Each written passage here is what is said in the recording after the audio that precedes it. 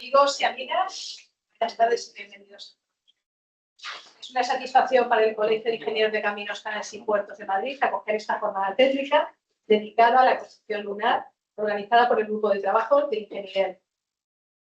Esta sesión nos invita a reflexionar sobre un ámbito casi propio de la ciencia ficción y que hoy se presenta como un campo real de investigación y desarrollo en el que ya se está trabajando de manera activa desde la ingeniería, la geología y la industria aeroespacial.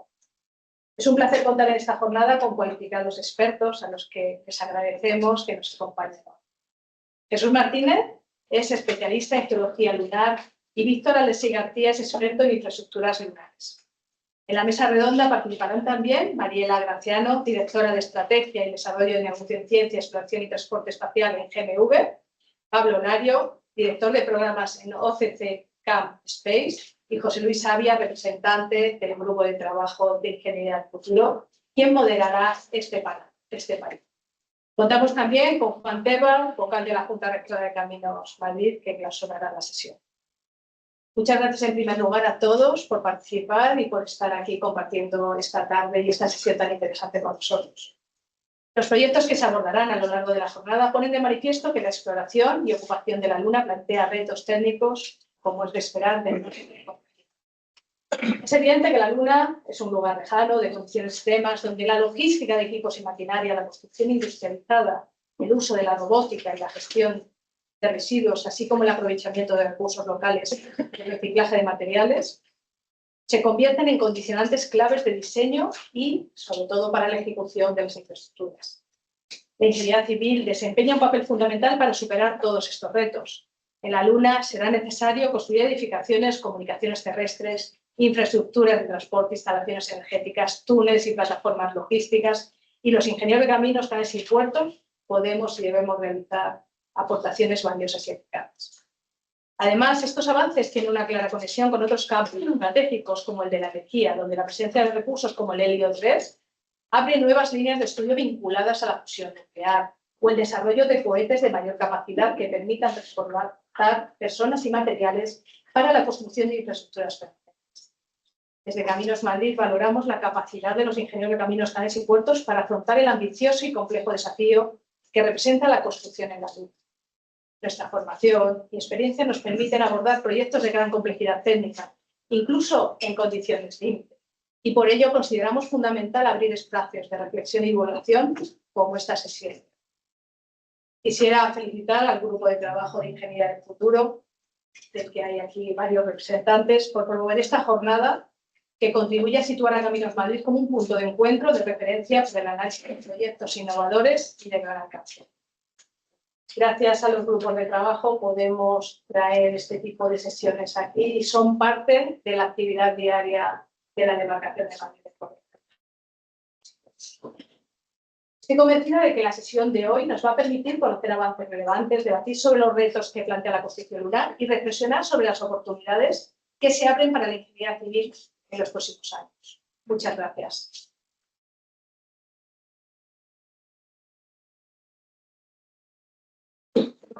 Empezamos con la intervención de Jesús Martínez, que nos hablará sobre materiales sintéticos, geología lunar e investigaciones innovadoras, abriendo la puerta a los proyectos que completarán la jornada. Jesús, muchas gracias. Cuando quieras.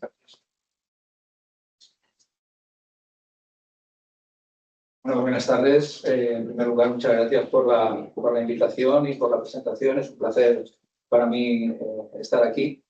Yo vengo colaborando con la Escuela de Ingenieros de Caminos, Canales y Puertos de Madrid desde hace aproximadamente 20 años. O sea, que no es cuestión de ayer o de antes de ayer. Y de hecho hemos colaborado en varios temas muy interesantes. Algunos de ellos ya están en el espacio. Es decir, por ejemplo, aunque lo veremos más adelante, para abrir un poco el apetito, pues hemos enviado material muy parecido al material lunar de Lanzarote, de la zona de Tao, que está orbitando ahora mismo en un pico satélite que enviamos en un cohete de Falcon 9 de Elon Musk y está orbitando alrededor de la Tierra. Este es el último año, son 3 años, y este es el último año que está orbitando y la idea es conocer qué pasa con estos materiales, ¿no? Es decir, no se puede trabajar con materiales de la Luna porque son muy escasos. Tenemos tan solo los 380 kilos de rocas lunares que trajeron en las misiones Apolo, pero sí podemos trabajar con simulantes, con materiales que nosotros podemos sintetizar. Hemos hecho un simulante, el primer simulante español, con material de Lanzarote, y tenemos un curso de instrucción de astronautas donde estoy instructor de astronautas reales desde el año 2016. Es decir, que sí estamos haciendo cosas en relación con la misión Artemisa, que la ventana se abre dentro de nada, el día 6 de febrero se abre la ventana. No sé cuándo se producirá el lanzamiento, pero por primera vez vamos a volver a la Luna y esto es una realidad, ¿no? Y como dicen desde la NASA, pues no volvemos solo para regresar, sino que volvemos para establecernos allí. Esa es la idea. Así que yo, mi función aquí como geólogo planetario lunar es hablar de la geología lunar y es lo que voy a hacer, dar unas pinceladas sobre cuáles son los principales materiales, qué es lo que tiene la Luna en cuanto a recursos, materiales, etc.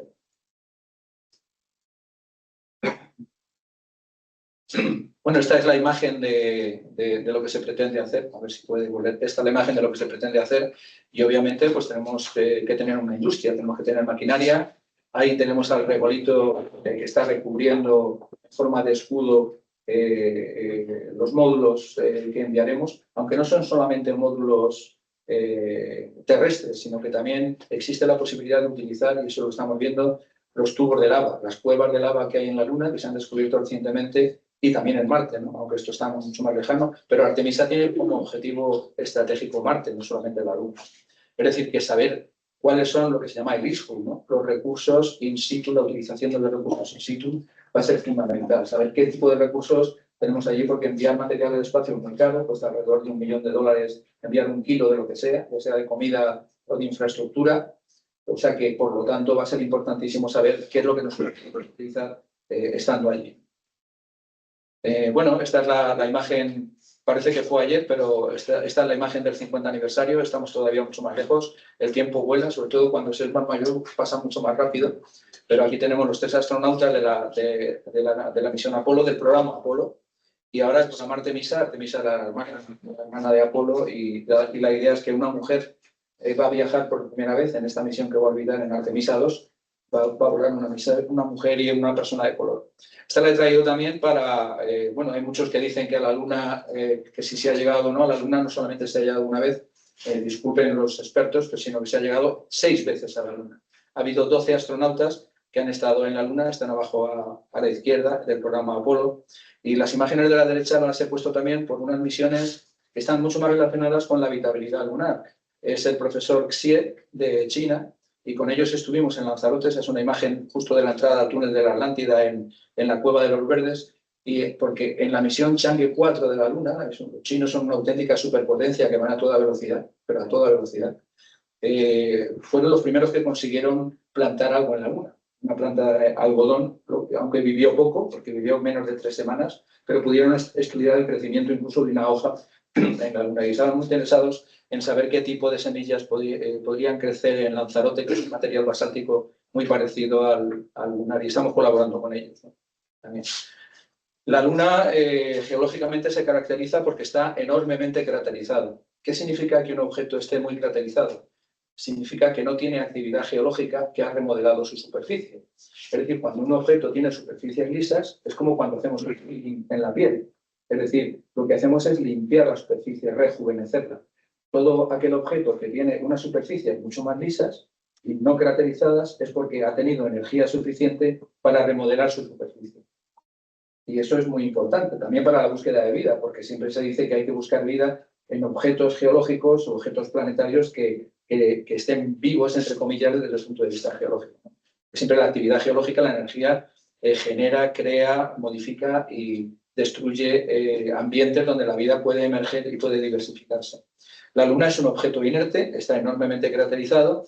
Además, no son exactamente iguales ni las composiciones, ni las características, ni el espesor. Se ha visto que la geofísica de las litosferas lunares son muy diferentes. Es un objeto monoplaca, no es como la Tierra, que tenemos una especie de puzzle en las placas litosféricas. Este es un objeto monoplaca, y aunque tenemos terremotos lunares, los moonquakes, son terremotos que están debidos sobre todo a procesos de contracción o incluso a los impactos de los meteoroides que chocan contra la superficie. Pero no tiene una actividad geológica, por lo menos que se sepa. La Luna es un objeto fundamentalmente volcánico. Todo lo que vemos es prácticamente magmático. Las zonas oscuras, como ven ustedes, hay unas zonas oscuras que es lo que se llaman los mares lunares, las grandes cuencas de impacto de la Luna, son esas zonas oscuras de bajo albedo, y luego las tierras altas, que son mucho más claras, que están constituidas por otro tipo de materiales. En el primer caso son sobre todo basálticos de distinto tipo, y en el segundo caso son magmáticos, pero con otras composiciones que veremos. Son de tipo ANT, lo que en petrología se llaman anortosita, norita, troctolita. Bien, rápidamente, después de la formación he puesto ahí este resumen de la corteza lunar. Se formó el océano de magma, varios impactos produjeron las grandes cuencas, se formaron los grandes flujos de lava basáltica y la actividad volcánica disminuyó con el tiempo y cesó. O sea, la Luna es un objeto inerte desde hace muchos millones de años, ¿vale? No obstante, tenemos estructuras como los rieles de lava, los rieles sinuosos, que son parecidos a los tubos de lava que vemos aquí en la Tierra, como el tubo del volcán de la Corona en Lanzarote. Tenemos terrazas lábicas, hay cráteres de halos oscuros, depósitos piroclásticos y domos y conos de escorias, como estos que vemos aquí, que forman conjuntos complejos. Son domos basálticos lunares y que son equivalentes a los volcanes en escudo de la Tierra. Pero los volcanes en escudo se llaman así porque tienen una geomorfología en forma del escudo de un guerrero, con una pendiente muy suave. Pero esa es la geomorfología y los materiales que tenemos en la Luna. ¿Cómo son los basaltos lunares? Los basaltos lunares sabemos cómo son gracias a estas rocas que trajeron en las misiones Apolo, más de 380 kilos, pero también gracias a lo que se ha identificado recientemente, que son las lunaitas, los meteoritos lunares. Los meteoritos proceden sobre todo de los asteroides, del cinturón de asteroides, ¿no? Sobre todo de varios grupos de asteroides que tienen unas órbitas muy excéntricas y de vez en cuando pues, el material se eyecta hacia la Tierra y es atrapado por nuestra gravedad. Pero también hay un pequeño grupo de aproximadamente unos 100 ejemplares de meteoritos que proceden de la Luna y otros que proceden de Marte. Ha habido un estudio científico reciente que hablaba de un meteorito procedente de Mercurio, pero no está, yo lo comento, pero no está certificado.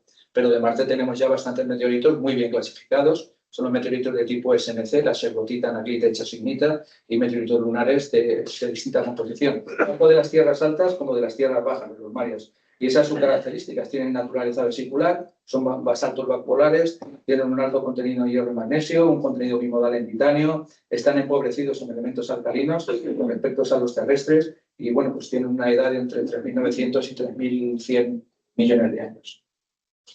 Estas son algunas imágenes al microscopio petrográfico. Si hay alguien que ha visto material al microscopio petrográfico, en este caso de luz transmitida, no de luz reflejada, pues verá que son minerales muy parecidos a los minerales que tenemos en la Tierra. Son olivinos, plagioclasas y piroxenos. Los olivinos son esos silicatos. Todo el mundo recuerda, habrá visto los olivinos de Canarias, por ejemplo, de color verde. Las plagioclasas, la nortosa es una plagioclasa, aunque también hay varios tipos, la nortita y la albita, ricas en sodio y en calcio, o los piroxenos, que son inosilicatos. Es decir, geológicamente o mineralógicamente tenemos las mismas fases que en la Tierra. Aunque sí es cierto que en la Luna se han descubierto minerales que después se han encontrado en la Tierra de manera anecdótica. Por ejemplo, la amalforita, que se llama así en honor a los 3 astronautas, Armstrong, Aldrin y Collins, o la pirosferroita, que es otro mineral. Por ejemplo, la amalforita tenemos en Albacete y en Murcia tenemos pequeños cristales de amalforita.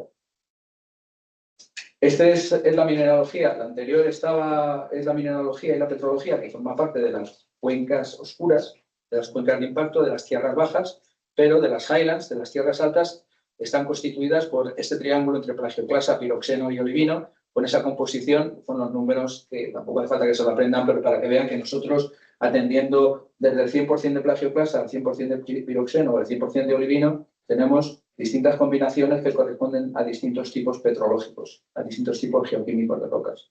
Esta es una imagen de la NASA trayendo una de los conjuntos rocosos. Aquí tenemos imágenes reales de estas anortositas, rochas feldespáticas, basaltos típicos aglutinados, incluso esférulas de impacto. En la Luna, al no tener atmósfera y no tener nada tampoco que nos proteja de los impactos, pues prácticamente toda la superficie lunar, y esto es muy importante para realizar los trabajos de ingeniería, está inmensamente no solo craterizada, sino que está vitrificada. Es decir, hay una especie de pátina de vitrificación como consecuencia de los impactos que han vitrificado el material silicatado. Silicatos y óxidos son los componentes principales de la Luna. ¿Cuál es la composición del suelo? Bueno, pues muy interesante para la habitabilidad y cómo desde la ciencia y la ingeniería podemos saber si podemos utilizar este regolito. Se habla de regolito como el material fragmentario de un cuerpo planetario, ¿vale? El regolito lunar pues tiene oxígeno, sobre todo, lo cual es muy importante desde el punto de vista de la habitabilidad. Tiene sílice, hierro, calcio y todos esos elementos que ven ustedes ahí. Es decir, que el regolito lo podemos utilizar para construir pistas de despegue y aterrizaje, para hacer recubrimientos y construir fábricas de escudos ante variación, para hacer caminos, carreteras, para el crecimiento de plantas, para el crecimiento de alimentos, es decir, para extraer recursos, porque el regolito, los basaltos, por ejemplo, de las zonas oscuras son de tres tipos. Están los basaltos de tipo FETI, que son ricos en hierro y titanio, los basaltos de tipo CREP, que son ricos en potasio, tierras raras y fósforo, y luego también los basaltos impactogénicos de las brechas típicas que tenemos allí como consecuencia de los impactos. También se habla de la posibilidad de extraer recursos minerales hacia la Tierra, aparte del helio 3, que es un recurso energético porque se ha depositado directamente del viento solar en el regolito hasta varios metros, pero también los recursos propios de minerales estratégicos, de tierras raras y de otros componentes fundamentales que evitarían que estuviéramos consumiendo nuestro propio planeta y explotando nuestro planeta, que es el sitio donde vivimos. Evitaría la contaminación atmosférica, la contaminación de los suelos, de los mares, los océanos, todos los problemas ligados al cambio climático. Es decir, si pudiéramos extraer los recursos necesarios para la habitabilidad futura fuera de los asteroides o de la Luna, pues eso va a ser muy importante, ¿no? En principio, la utilización de los recursos lunares, el IRRU, va a ser para el mantenimiento de las bases, no para la suplementación de material terrestre, pero en el futuro lo será. Bueno, estas son imágenes de astronautas. Harrison Smith fue el primer científico, bueno, el único científico que estaba en la Luna, ha sido un geólogo, Harrison Smith, muestreando aquí con el martillo de geólogo. Y además él identificó, junto con el resto de los miembros de la tripulación del Apolo 17, lo que se llaman los suelos anaranjados lunares. Los suelos anaranjados lunares son así, realmente, porque son ricos en ilmenita, que es un óxido de hierro y titanio, y que además esta ilmenita aparece asociada a esta flecha de impacto, ¿no? Por eso tiene esa tonalidad rocosa. Ya se han conseguido hacer una cartografía lunar, mineralógica lunar bastante buena. Entonces, por ejemplo, se sabe que tenemos esas zonas naranjas, son las rocas. Este es el mapa hecho por la sonda Clementina, el mapa de hierro, que como ven ustedes, pues coincide con los mares, con las zonas de los basaltos de las lowlands, de las tierras bajas, y obviamente pues también coincide el mapa más o menos del titanio, precisamente gracias a este mineral, que es un recurso que va a ser muy importante para el futuro de la humanidad, que es la ilmenita, que tiene hierro y titanio y que vamos a poder utilizar y extraer. Por supuesto, hay otro recurso importantísimo en la Luna, que es el agua. La Luna está bastante seca, es decir, no tiene ni río ni nada, pero sí tiene agua. Aquí tenemos un mapa del Mineralogy Mapper, ¿no? Donde tenemos que la abundancia en agua superficial puede variar hasta 200 ppm, pero sí se ha visto que en la Luna hay agua de tres tipos. Agua en forma de hielo, obviamente, en forma de micropartículas de hielo. Hay un agua antigua, intraformacional, de hace 4.000 millones de años. Hay agua dejada por los cometas. Cuando los cometas pasan, también hay hielo cometario que queda atrapado en las zonas de sombra de los cráteres, y es un hielo que no es lunar, pero que se puede utilizar. Y hay un tercer tipo de agua que se ha descubierto más recientemente, y es que la interacción del viento solar, que es un viento fundamentalmente de hidrógeno y de helio, con el regolito, que está constituido por óxidos y silicatos, la interacción del hidrógeno con el oxígeno está generando actualmente una especie de ciclo de agua en la Luna, y se están generando micropartículas, nanopartículas de hielo en la actualidad. Bueno, ya termino rápidamente, que esta es la noticia que sacó en la red Twitter, bueno, ahora es X, de Jim Bridenstine, de cuando dijo que ya íbamos a ir a la Luna con Artemis. A ver si esto es así. Bueno, hay dos países más, creo que Omán y otro país más. Ahora me parece que son 62 países los que hay ya, pero en cuestión de 8 días, o sea que ha sido muy rápido. Los acuerdos artemistas son importantes porque yo creo que es relevante que haya países que deciden trabajar siguiendo una serie de protocolos de colaboración. Es decir, que no se van a saltar las normas de protección lunar, de protección planetaria. Es decir, es importante que todo se haga bajo ciertos acuerdos. Aunque China, por ejemplo, o Rusia no forma parte de esos acuerdos, ¿no? Es decir, que tenemos que evitar trasladar los problemas. Bueno, Artemisa, esto es el primer esquema que se hizo de Artemisa, que que se ha retrasado, prácticamente se ha retrasado todo un año, porque bueno, ahí se ve 2025, misión Artemis 3, y no es verdad, es decir, estamos en 2026 y estamos en la 2. Pero bueno, si todo va bien, lo podremos ver, ¿no? Si el cuerpo aguanta, podemos ver la llegada de... No sé dónde hay que...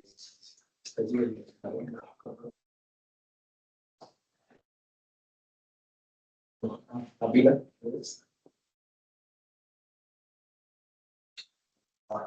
Ahora, bueno, en la configuración de del gateway de lunar, pues están, por lo menos aparentemente deberían estar muchas agencias espaciales, la JAXA, la ESA, Canadá, la NASA, es decir, que la idea es que sea una colaboración internacional, ¿no? Bueno, este fue la salida de Artemisa el 16 de noviembre del 2022. Parece que fue ayer, pero el tiempo vuela. Y bueno, estas son algunas imágenes muy bonitas. Esta la he traído porque se ve la ESA, que siempre ponen la NASA, pero la ESA también estamos ahí, ¿no? Entonces es una imagen preciosa de nuestro satélite y de la Tierra. Esto es un GIF animado que como es un PDF no se ve, pero se ve cómo la Tierra pasa justo por detrás de la Luna. Son imágenes muy bonitas que nos ha dejado la sonda Orión. Y bueno, esta es la tripulación de sobrevuelo de Artemisa 2. Y pues ahí tenemos a Christina Koch, a Victor Glover, a Ray Weissman y a Jeremy Harris, ¿no? Es decir, que tenemos a los 4 que ya van a salir. Van a orbitar, si todo va bien, en apenas 3 semanas. Esta es la idea. No es tampoco un programa general, sí, pero sí es una idea representativa de lo que se intenta hacer. No se descarta que los tubos de lava se utilicen como zonas de hábitats naturales, colaborando con los módulos inflables que vamos a enviar.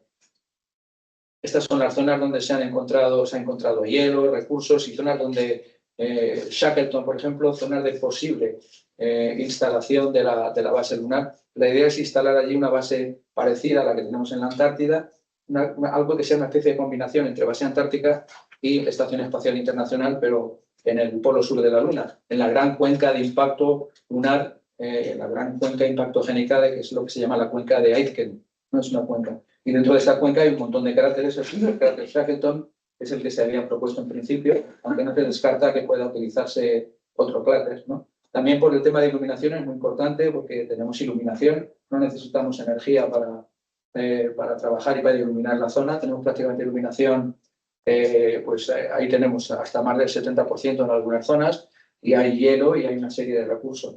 Esta la traigo porque nosotros empezamos en el año 2005. Lo digo para los jóvenes ingenieros que quieran o que estén trabajando. En el año 2005 ya presentamos, mi colega Pedro Villarroy, que es ingeniero de minas, ¿no?, de la escuela, creo que ahora se llama Minas y Energía, ¿no? Presentamos el primer trabajo de fin de ingeniería que se titulaba así: Estudio del establecimiento de una base semipermanente en la Luna, condiciones y viabilidad de la explotación de sus recursos naturales. Al principio pues eran muy escépticos, obviamente, en los departamentos de la escuela, pero se lo aceptaron, y lo comentaba ahora con Alexei, y consiguió matrícula de honor, ¿no? Y luego además hizo un diseño fantástico, porque estamos hablando de hace 21 años y ya proponíamos que estuvieran en el borde de un cráter, hizo un levantamiento 3D, cómo tendría que ser la explotación de la zona a nivel industrial. Es decir, que yo creo que hizo un trabajo bastante pionero desde este sentido. Y este es otro trabajo que hemos hecho también recientemente, que es una tesis doctoral que he dirigido de Yasmina Ismachel, de la Politécnica de Valencia. Ella es arquitecta, ahora ya hizo el máster, tanto el máster como el doctorado, diseñando lo que sería la primera base española en la Luna. Y esto lo presentamos a un congreso internacional y todos los astronautas a los que ella contactó para obtener inputs de cómo debería ser esa base lunar, ¿no? Es decir, tener en cuenta a los propios protagonistas que podrían estar allí. Estos son estudios directamente sobre el terreno que estamos haciendo ahora en Canarias, utilizando el material de Canarias como un material de trabajo, tanto para la Luna como para Marte, sobre todo para la Luna, porque es el objetivo más cercano. Ahí tenemos la composición geoquímica. El primer estudio lo hicimos en el 2011. Y este es lo que comentaba, el primer simulante español, que lo hemos llamado LZS1 en el IGEO, en el Instituto de Geociencias. Hemos hecho 2 fracciones, también fue un TFM, un trabajo fin de máster de Fernando Alberquilla, otro estudiante mío. Y bueno, además conseguimos publicarlo en Scientific Reports, además es el simulante cercano al Apolo 14, a la zona de Framauro, porque la Luna tampoco es del todo homogénea.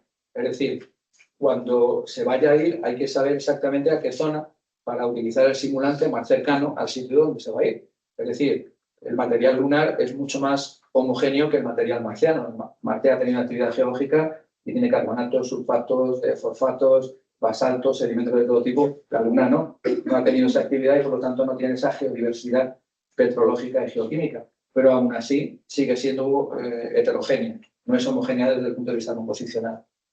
Esto lo he traído, pues es el trabajo que hicimos con José Luis y con su padre, con varios colegas, con el doctor Miguel Marchamalo también con Encarni, de la Escuela de Caminos, y conseguimos enviar este picosatélite al espacio, en el cohete de Elon Musk. Este es el despegue. Y bueno, ya finalmente para trabajar, aquí es donde estamos trabajando. Este es el programa de la Agencia Espacial Europea de Instrucción de Astronautas. No solamente estamos trabajando con los materiales, sino con las personas, ¿no? Es decir, ayudándoles a saber cómo identificar los tipos de rocas más interesantes, los que podrían estar relacionados con el agua, los que podrían tener recursos importantes de habitabilidad, dentro de este programa que se llama Pangea o Pangaea, que es Planetary Analog Geological and Astrobiological Exercise Horizons. Esta es una imagen desde el mirador de Timanfaya. En la Luna se han descubierto, esto es bastante reciente, posibles cuevas lunares, es decir, que podrían servirnos para protegernos de las condiciones externas. Y aquí he hecho una comparativa. Este es otro proyecto en el que estamos trabajando también desde el punto de vista de los microorganismos, de la habitabilidad. En la entrada al tubo de lava del volcán de la Corona se ve...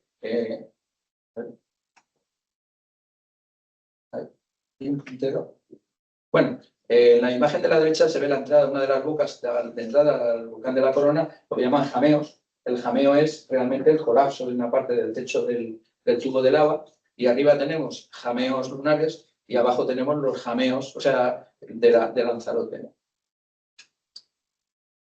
Ese es finalmente ya, aquí esta es de verde Samantha Cristoforetti, es astronauta italiana, y justo al otro lado está, en otra parte de la isla, aquí tenemos nosotros 2 laboratorios, el IGEO, por debajo de la Cueva de los Verdes, que es esta zona, y por debajo el subterráneo también del Parque Nacional de Timanfaya. Y en el otro lado, de blanco, está Matthias Maurer, que es un astronauta alemán. Entonces, bueno, también vemos cuáles son las posibilidades de comunicación, utilizando las bases como si fueran laboratorios naturales, ¿no? Bueno, esto es lo que tenemos. Ya se han formado aproximadamente unos 15 astronautas, todos ellos además súper amables, al final nos dedican las fotografías. Hemos tenido 2 mujeres astronautas de la NASA, el resto son de la ESA, y hemos tenido de JAXA también 2 japoneses.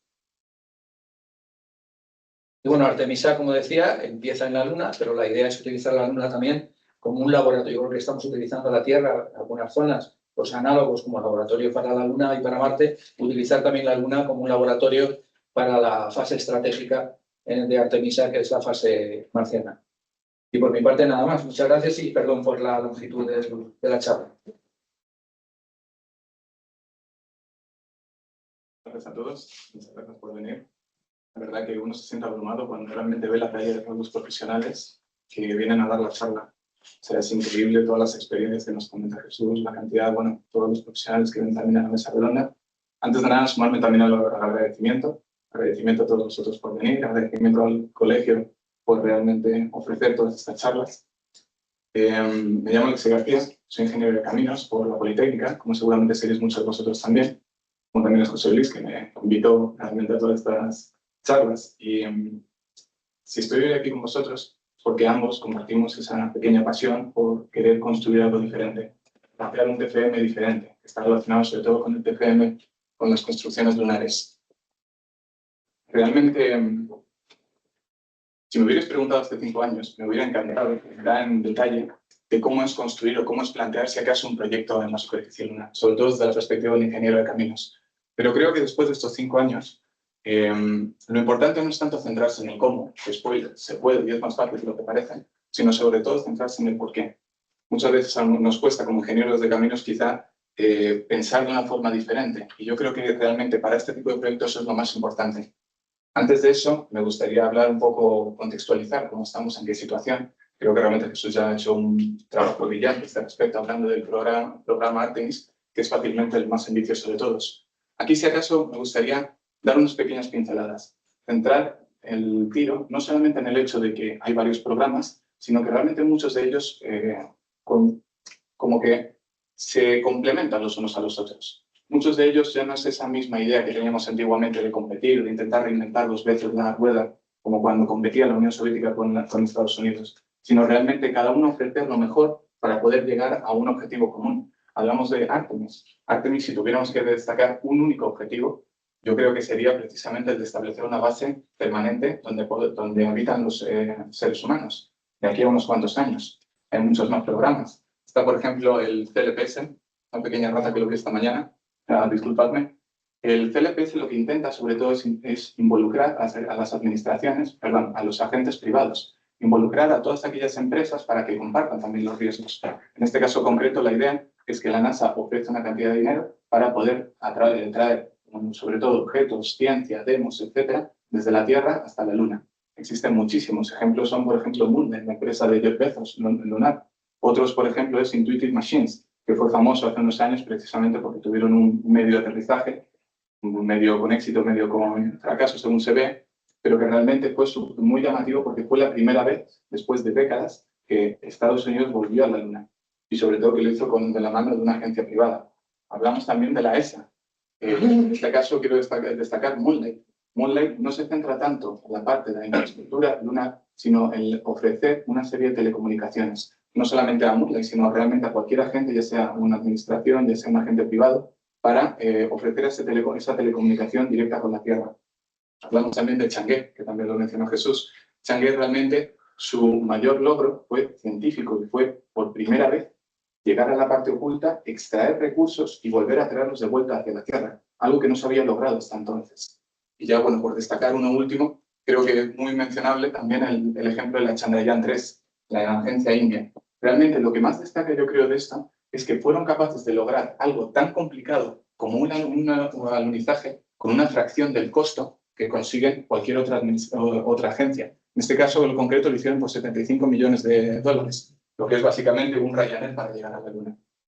Y en esta situación, quizá está muy bien hablar de operar, de ciencia y todo eso, pero es cierto que cuando nosotros pensamos en la Luna, pensamos en algo más como esto, algo más utópico, algo que hay que desarrollar, algo que realmente también se veía y se observaba en todas esas tesis que decían. Pero realmente, y aquí estoy plenamente de acuerdo con Lola, y es que realmente hace falta mucho paso previo para llegar a esto. Porque si realmente no garantizamos una serie de abastecimientos, no garantizamos una serie de suministros, todo esto al final acaba en algo muy diferente. Ejemplos históricos nos sobran. Por ejemplo, cuando los vikingos llegaron a América, o cuando, por ejemplo, los primeros colonos de Escocia llegaron a la zona del Darién. Todas esas colonias, esos asentamientos acabaron en fatal, precisamente por no contar con una buena planificación. Y es que realmente hablamos de un entorno en lo que todo prácticamente te quiere matar. Yo creo que esta imagen realmente habla más que mis palabras. Es cierto, he destacado aquí una serie de afecciones concretas, yo creo que las que más llaman la atención, o las más graves. Es cierto que la temperatura no es lo mismo debido a la ausencia de una atmósfera en la Luna, lo cual otra afección más, pero realmente se puede observar cómo están los extremos. Las temperaturas máximas y mínimas están en otra escala. La radiación son 3 órdenes de magnitud superiores en la Luna en lugar de que en la Tierra. Y eso que hablamos en condiciones promedio. Si ya nos vamos a situaciones extremas, como puede ser una tormenta solar o una eyección de masa coronaria, la cosa es todavía mucho más drástica. Y luego, finalmente, el polvo lunar. Esta foto creo que es la misma, que hemos coincidido. Pero realmente el polvo lunar es algo a lo que la gente no le suele dedicar mucha atención, porque no es lo que más te llama la atención, pero sin embargo, a la hora de estar allí, sobre el terreno, es de las cosas que más fastidian, que más molestan, porque realmente hablamos de un polvo que está cargado eléctricamente, hasta el punto de que cualquier superficie que no esté igual de cargado se adhiere, pero se pega como pegamento y no hay manera de deshacerse de ello.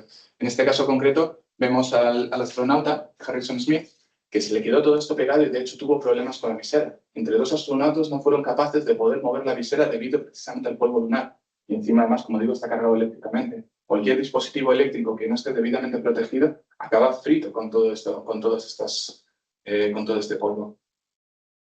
Y llegados a este punto, quizá la pregunta sería, bueno, si tenemos todos estos problemas, ¿cómo podemos realmente enfrentarlos? Como ingenieros civiles, insisto. Y yo creo que la solución, la respuesta, es mediante infraestructura. Ahora quiero enseñaros una pequeña sucesión, que realmente no quiero que la toméis como una verdad absoluta, todo lo contrario, solamente para darle unas trazas, pero para que realmente entendáis a qué me refiero. Cuando llevamos un entorno que es virgen, pero tan tremendamente hostil, como hemos podido ver, realmente tenemos que garantizar una serie de servicios o abastecimientos mínimos. Hablamos, por ejemplo, del tema de la comunicación. Es crítico. Todo lo bueno y todo lo malo que te pueda pasar allí, tienes que estar en constante comunicación con la Tierra. Ellos tienen que solucionarte muchas veces los problemas o tienen que darte la capacidad para poder volver. Hablamos también de la obtención de la energía. No podemos permitirnos traer pilas, traer baterías cada vez que vamos para allá. Tenemos que garantizar que exista un cierto abastecimiento mínimo. Hablamos también de infraestructura, al menos un mínimo. Ya veremos más adelante también a qué me refiero con esto, pero por lo menos garantizar que en el momento en el que lleguemos tenemos la capacidad para poder desplazarnos, aunque sea en un entorno local. Hablamos, por supuesto, también, que lo comentó Jesús, de una industria. No necesariamente algo que sea demasiado sofisticado, pero sí que nos pueda garantizar con los abastecimientos y los recursos mínimos, como por ejemplo el agua, incluso en el mejor de los casos también materiales que puedan ser de construcción, incluso metales. Y ya cuando tenemos todo eso, ya podemos, si acaso, empezar a hablar acerca de habitabilidad. Ya podemos empezar a plantear esas colonias y esas bases lunares. Y aquí quiero también pararme un momentito en el que quiero transmitir y que se os quede, y es que realmente desde la ingeniería civil lo que tenemos que entender todo cualquier proyecto lunar es que tiene que garantizar 2 cosas. Uno es la disponibilidad, y es que cualquier cosa que diseñemos, cualquier cosa que planteemos, tiene que funcionar siempre, porque el día que no funcione, no hay ningún plan B, no hay alternativa. Y sobre todo teniendo en cuenta que cualquier cosa que está en la Luna nos quiere matar prácticamente. Y luego, por otra parte, la seguridad. La seguridad, precisamente, para poder garantizar toda la existencia, garantizar la habitabilidad de los seres humanos que van a estar viviendo allí. No algo precario, sino algo que incluso aunque sea incómodo en unas primeras fases, por lo menos garantice que no les vaya a pasar nada malo. En esto quiero también enseñaros esta pequeña curva, que creo que es bastante... arroja mucha información por sí misma. Esto está inspirado sobre todo en la época de las colonias. Realmente siempre se podía observar que en todos los asentamientos existían principalmente 3 fases. La primera es de exploración. Realmente la intención era sobre todo cartografiar, ubicar los mejores sitios, encontrar aquellos puntos que realmente sean interesantes. Luego está la fase de operar, donde ya se intenta crear algún esfuerzo serio para poder hacer algún asentamiento, muchos de los cuales fracasaban, pero muchos también prosperaban y llegaban finalmente a la tercera fase, la de escalar. Y es en ese momento en el que la propia base, el propio asentamiento, tiene la capacidad para ser autosuficiente, tiene la capacidad para poder garantizarse los suministros y los abastecimientos mínimos, e incluso tener ciertos surpluses que poder comerciar ya sea con la propia metrópoli o con otros asentamientos, otras colonias que estén por ahí cerca. Y es precisamente, yo creo que en esas fases donde realmente tenemos que estar nosotros presentes. Cuando tenemos que garantizar el abastecimiento, cuando tenemos que garantizar el transporte seguro de materiales, el transporte seguro de personas, ahí todo ese abastecimiento, esa movilidad, todos esos grandes sectores realmente eso es lo que nos caracteriza como sector. Ahora podemos ver que estamos en una primera fase de exploración con todo lo que ofrecen los rovers lunares de la NASA. Realmente hay proyectos más ambiciosos que intentan también crear esas pequeñas fases para dar muchas más facilidades a la hora de los primeros asentamientos. Ahí no se ve muy bien, digamos, por el tamaño, pero se puede observar la siguiente generación de rovers lunares mucho más capaces, con mayor autonomía, favorecidos desarrollados por JAXA y Toyota. Hablamos también de cosas un poco más sofisticadas, más de ciencia ficción, como el proyecto FLOAD, que no deja de ser unas cintas transportadoras que funcionan mediante levitación magnética y que su intención es precisamente transportar ciertos recursos. Pero es que eventualmente, cuando ya estemos hablando de bases lunares mucho más asentadas, tenemos que ser más ambiciosos. No nos valen solamente con rovers, no nos valen con pequeñas cintas transportadoras que son susceptibles de fallar. Necesitamos crear verdaderos corredores logísticos. este ejemplo realmente demuestra la tesis que estoy intentando transmitir. Esta, a diferencia de todas las anteriores, esta imagen no la he hecho yo. Esta la ha hecho Norman Grumman, que es un contratista militar estadounidense, en respuesta a una licitación que hizo la NASA en el año 2023. La idea era que se propusiera que los propios agentes privados propusieran soluciones de movilidad.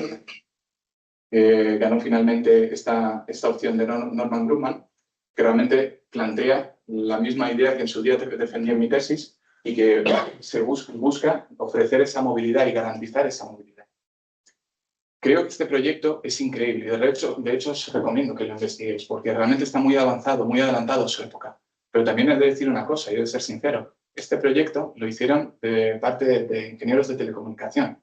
Por eso, muchas veces, sobre todo, cuando lo lee un ingeniero civil, un ingeniero de caminos, ve ciertas carencias. Y es normal, porque al final esas son nuestro área de expertise. Es realmente las cosas que nosotros nos planteamos cuando hacemos todo este tipo de proyectos. Por ejemplo, el proyecto no tenía ninguna limitación de trazado, no hablaba de material rodante, no hablaba de fases de ejecución, no hablaba de nada de esas cosas que realmente cualquier proyecto que nosotros como ingenieros civiles realmente vemos en el día a día. Y mi intención es transmitir que si ya lo están diciendo, si ya se está planteando, si ya se están ganando licitaciones con todo esto, realmente está demostrando que aunque todavía falten décadas, nosotros vamos a tener un papel que es crítico en todo esto. Y ya con esto termino. Me gustaría aclarar estos últimos puntos. El primero es el que ya he defendido, que realmente la Luna es necesario garantizar la disponibilidad y la seguridad siempre. Cualquier proyecto, cualquier diseño, cualquier alternativa que no los garantice está destinado a fallar. La habitabilidad también es una consecuencia natural de garantizar todos los abastecimientos y todos los suministros. Y para ello, obviamente, cuando ya empezamos a hablar de ciertas escalas, se hacen necesarios los corredores logísticos. Llámalo tren, llámalo corredor, llámalo como quieras, pero es necesario. Y todo eso lleva un poco a ese mantra de que la Luna necesita caminos antes que cúpulas. Con esto ya, y bueno, para terminar, para aquellos que tengan curiosidad por el cómo, no solamente con el por qué, he ofrecido algunos pequeños datos. Por favor, tomadlo solamente como una referencia, porque obviamente todavía estamos muy adelantados. Estos son conclusiones de mi TFM, para que tengáis un orden de magnitud. En esas conclusiones hablamos de que un proyecto de construcción lunar teniendo en cuenta una serie de rendimientos realistas, se podía hablar de más o menos unos 2 años y 10 meses para construir 20 kilómetros. Eso era teniendo en cuenta, por ejemplo, que el día lunar son 14 días y que luego la noche lunar son otros 14. Y en este caso, por ejemplo, mi hipótesis era que toda la maquinaria dependía de energía solar. Si, por ejemplo, pudiéramos garantizar el abastecimiento, se reduciría en la mitad los tiempos de ejecución. Y luego, además, los costes rondarían en torno a los 600-700 millones, de los cuales el 60% corresponde solamente a la logística, es decir, al llevar la maquinaria para la Luna. Yo creo que eso ya lo mencionaste, realmente llevar cualquier cosa allí es una verdadera locura. Y todo se tiene que basar, sobre todo, en la construcción local, en aprovechar todos los materiales. Eso no quita que, obviamente, si quieres implantar algún tipo de maquinaria, la vas a tener que llevar sí o sí. Y realmente con esto termino toda mi presentación. Espero que os haya gustado. Pues ahora daríamos paso a la mesa redonda. Daríamos paso a la mesa redonda. Los ponentes los podemos sentar por aquí.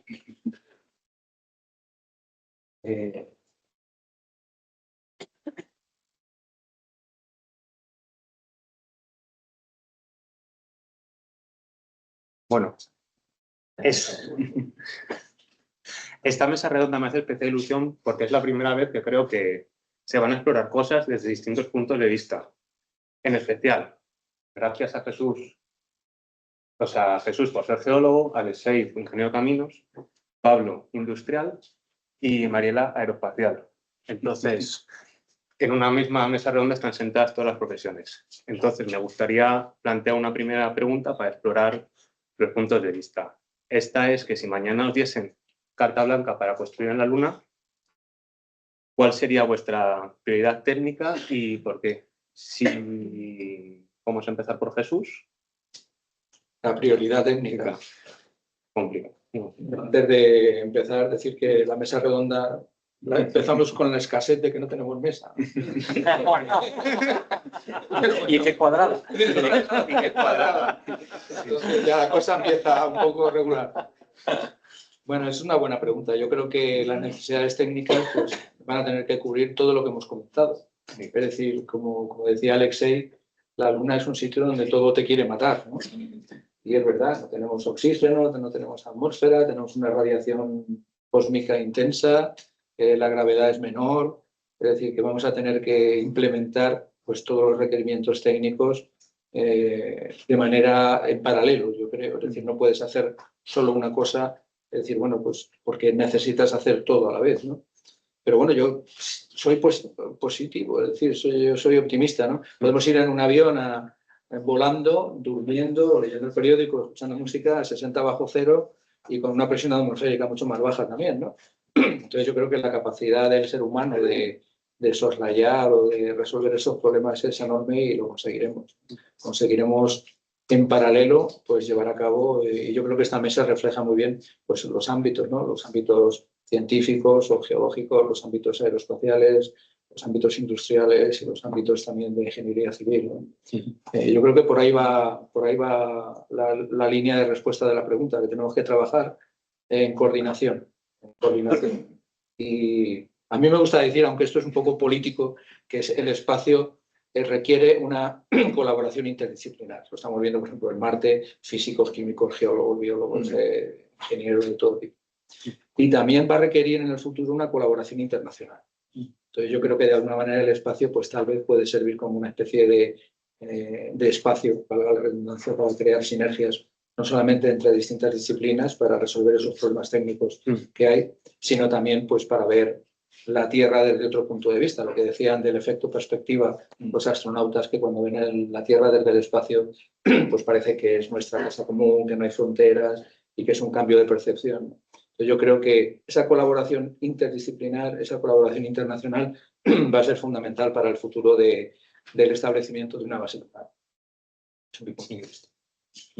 Muchísimas gracias, Jesús. Ahora puedes ir respondiendo.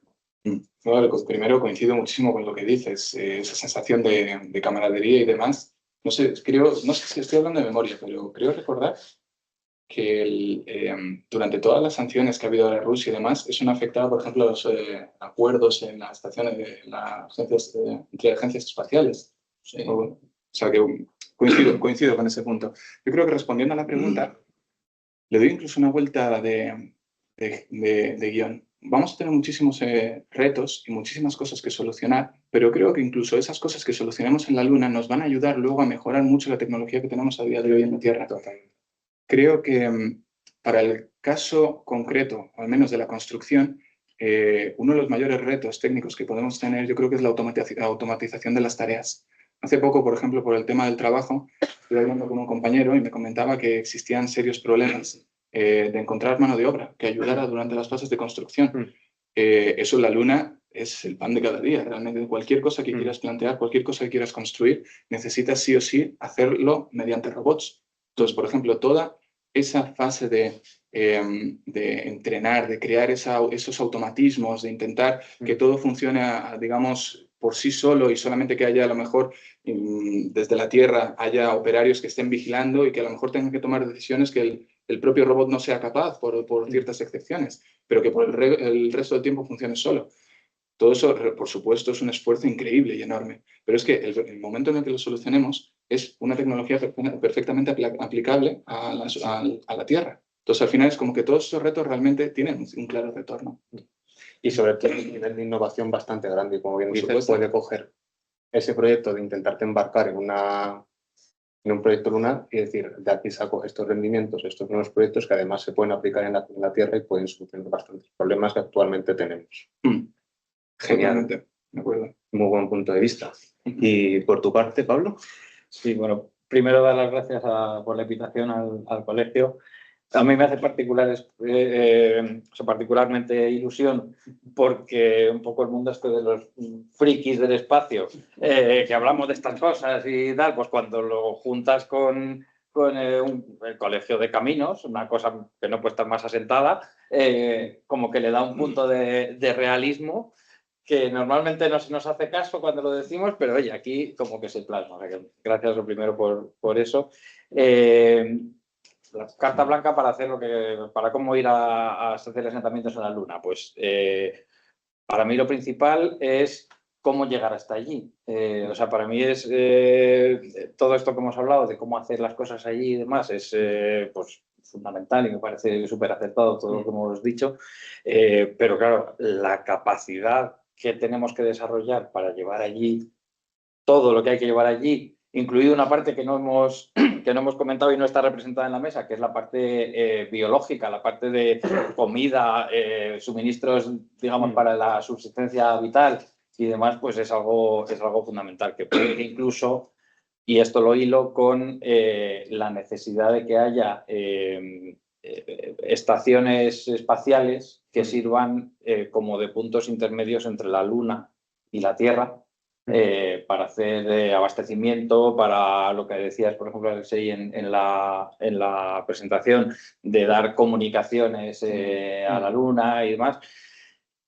Y una parte muy importante es que esa manera de ir también sea una manera de volver, o sea, desarrollar cohetes, que no sean solamente llevar una cápsula y luego la cápsula reentra y demás, sino que sea más un vehículo que pueda ir y pueda volver y luego pueda volver a ir, es decir, que sea reutilizable, relativamente barato y pueda hacer que haya un flujo de logístico Tierra-Luna continuo y uniforme dentro de lo que cabe, a mí me parece algo fundamental. Y luego, pues, empezar a construir, que tendrá su miga también.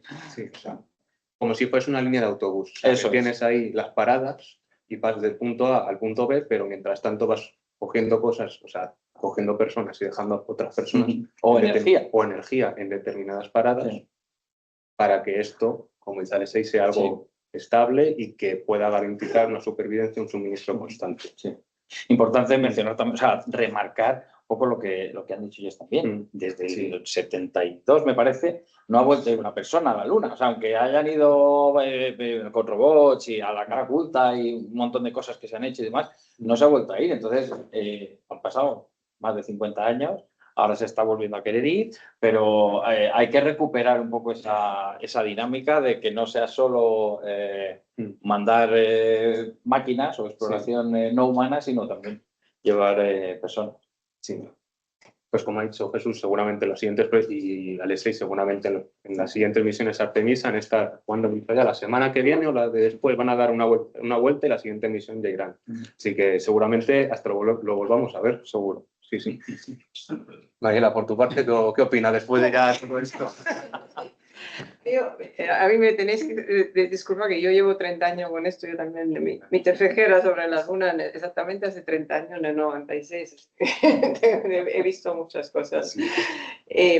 A ver, como bien habéis dicho, la Luna es un sitio hostil y lo será siempre, entonces esto no hay imperdonable, no podemos tenerlo cierto.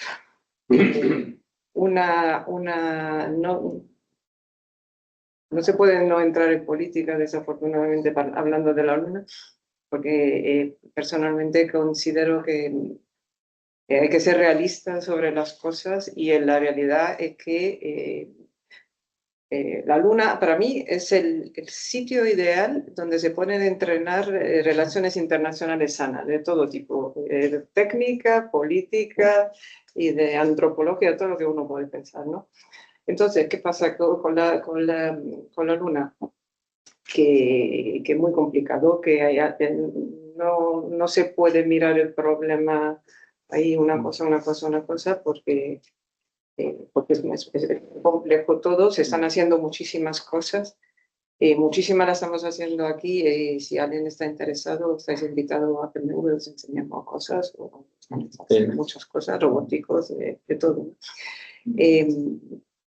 Para mí la cosa más importante, yo estoy enamorada de la Luna desde siempre, no solo yo digo que la Luna es mía, llevo toda la vida diciendo, estamos así. Por lo cual, lo que más me interesa es que no hagamos en la Luna lo que hemos hecho en la Tierra, y para no hacer esto hace falta un plan, hace falta un plan muy serio, y muchas veces cuando se habla de estas cosas, yo abogo mucho en análisis seria sobre estas cosas, porque podemos hacer mucho daño. A mí personalmente, no sé vosotros, pero también cuando vaya a la Luna y ver una excavadora o una luz en unos agujeros no me hace ninguna ilusión. Entonces, lo que me gustaría que se hiciera de la forma adecuada, ¿no? De la forma adecuada, la primera cosa realísticamente es, como todo el mundo quiere ir en el mismo sitio, es impensable que todo el mundo pueda ir en el mismo sitio. Y entonces, se puede hacer de dos maneras. O va primero y pone una de más, o nos ponemos de acuerdo y vamos ahí, ¿no? Jesús sabe mucho más que yo de esto, pero hay trozos de regolito flotando desde los años 70. Estamos hablando que cuando se ha aterrizado a la Luna, hace muchos años, aún sigan flotando cosillas, ¿no? Con lo cual, realísticamente, en muchos foros, como ahí la cosa de, estamos entre amigos, nos decimos la verdad, ¿no? Porque vamos a ir 200 personas en el mismo sitio. Si vamos 200 personas en el mismo sitio, nadie puede hacer ciencia. Por lo cual, primer paso, hacer ciencia seria. No se puede ir a la Luna destrozando el entorno y pensando de poder hacer ciencia. Por lo cual, en mi opinión, la primera fase que no se ha hecho nunca es hacer una ciencia común donde realmente se caracterice lo que hay que hacer. Luego, el acuerdo de Artemisa en esto tiene varios puntos bonitos. Uno de esto es compartir datos.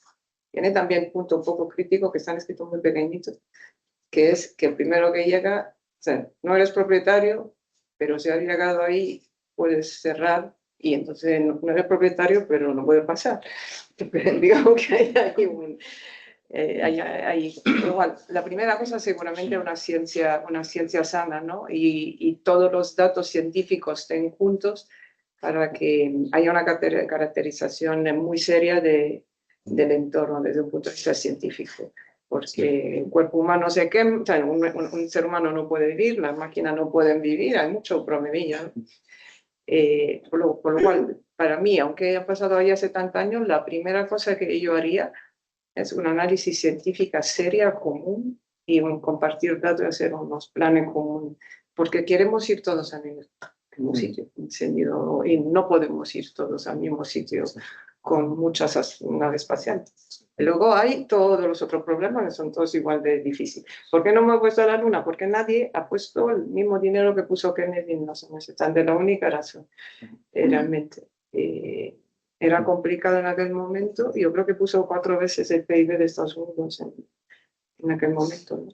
Y las razones no eran exactamente científicas, ¿no? Pero estamos ahora mismo en una situación bastante parecida, lo cual es muy sano si usamos la Luna como arena de relaciones internacionales sana. Es un punto de vista muy curioso y sobre todo el que has comentado, el tema del medio ambiente, que a nosotros en los proyectos también nos piden bastante, y sobre todo el de la cooperación, que en un sitio, como bien dices, en el que no que abres la puerta y mueres, todo te quiere matar, pues es un entorno en el que no te queda otra cosa en el que tengas que colaborar con las personas que estén ahí. Y es muy interesante. Entonces, bien. Logístico, sí, no puedes aterrar todos en el mismo sitio. Y no puedes ponerte a hacer murallas. Sí. Y, joder, pues muy interesante y todo esto plantea muchos retos y ahora me gustaría ponerlo desde el punto de vista otra vez de desde la construcción en el hipotético caso de que se pueda hacer una obra. Entonces, todos estos retos y desafíos, volviendo otra vez a la parte del medio ambiente, siempre se plantea una infraestructura desde el punto de vista de se tiene que hacerla en la superficie sí o sí. Pero Jesús nos ha planteado ahora mismo que hay jameos, o sea, hay túneles de lava en los que ahí dentro también se pueden hacer infraestructuras. Entonces, de cara al medio ambiente, Jesús, esta primera pregunta va para ti. Igual de cara a la construcción sería un poco más complicado, pero esos condicionantes que nos encontramos arriba en la superficie pueden ser similares a los que nos podemos encontrar en un tubo de lava, o en esos tubos de lava nos podemos encontrar otra serie de condicionantes físicos que puedan afectarnos. Bueno, yo creo que los estudios que hacemos aquí en los tubos de lava son parecidos o van a ser muy útiles para lo que se está haciendo. Una de las cosas que hemos detectado relacionada con la comunicación es que dentro del tubo de lava era muy difícil la comunicación entre los astronautas, ¿no? Es decir, estaba Samantha Cristoforetti, o estaba Matías Maurer, o Luca Parmitano, o uno de estos, y había momentos en los que no funcionaban las comunicaciones. Y descubrimos una cosa, y es que no funcionaba porque los basaltos del interior del tubo de lava tenían minerales magnéticos, por ejemplo, tenía magnetita. Entonces, esas zonas eran como zonas ciegas o donde no había comunicación. Entonces, tenía que haber una especie de prediseño de la logística dentro del tubo de lava para saber qué zonas eran las zonas ciegas, para que siempre estuviéramos en contacto entre los equipos del ground control, que es donde estábamos nosotros, el control de tierra, y los astronautas, que eran los que se movían, ¿no? Entonces, yo creo que esos estudios que hacemos en los tubos de lava van a ser muy parecidos. Y en relación con lo que comentabas, pues se está impulsando lo que se llama la geoética lunar. Nosotros estamos impulsando, tenemos la Asociación Internacional de Geoética, y la idea es no cometer los mismos errores en la Luna que hemos cometido en el pasado, ¿no? Pero es verdad que el espacio se está abriendo absolutamente a todo, como decías tú. O sea, vamos a tener que tener medicina espacial, ahora lo estamos viendo con lo que ha pasado con la Estación Espacial Internacional. Vamos a tener que tener legislación, el derecho espacial también se está abriendo más allá del Tratado del Espacio Ultraterrestre. Vamos a tener psicología espacial, porque claro, es un problema estar en un espacio reducido, pocas personas, ¿no? Al final surgen arquitectura espacial, cómo van a ser los diseños, agricultura espacial. Es decir, nosotros ahora mismo tenemos una gran responsabilidad, porque, bueno, como astrobiólogo también me gusta decir que la vida empezó en la Tierra hace aproximadamente 3.800 millones de años, fue extendiéndose desde el fondo de los mares y los océanos a los continentes, de los continentes a la atmósfera, y hace apenas 60 y pico años que Gagarin salió al espacio, ¿no? Entonces, estamos siendo una primera generación que estamos saliendo al espacio. Entonces, es cierto que hay muchas dificultades, pero tenemos una gran responsabilidad para intentar hacer las cosas bien. O sea, estamos siendo pioneros y es muy bonito, pero hay que intentar dejar para los jóvenes, para las futuras generaciones, por lo menos los protocolos y las cosas bien hechas, ¿no? Unos cimientos. Unos cimientos, ¿no? Sí, claro, los ingenieros de caminos. Unos cimientos, efectivamente, hay que dejar unos buenos cimientos. Sí. Entonces, yo creo que lo que estamos haciendo aquí en la Tierra, por lo menos algunos, que los políticos se dejen asesorar, porque no podemos ir a más. O sea, nosotros podemos dar una serie de normas generales, pero luego son los políticos los que tienen la capacidad ejecutiva, ¿no? Pero sí es cierto que yo creo que entre los científicos, por lo menos, imagino que en los ingenieros igual, pues ya sea Rusia, China o lo que sea, pues hay un buen feeling. Es decir, que aunque hay una componente política, pero normalmente se trabaja, ¿no?, conjuntamente, y los problemas son los mismos.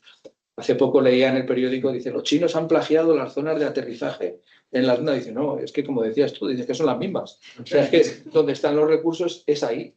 Entonces, ellos han identificado esas mismas zonas.